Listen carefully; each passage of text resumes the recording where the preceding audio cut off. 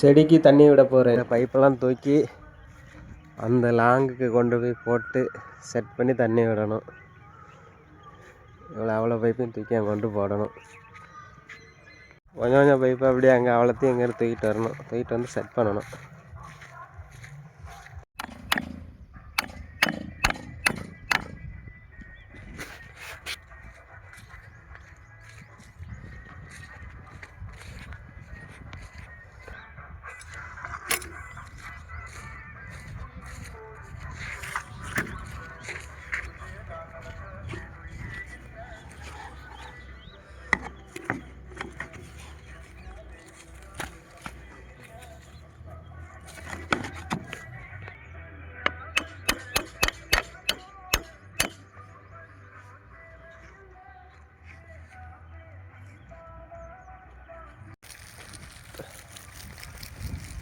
க்ளீனாக தண்ணி விட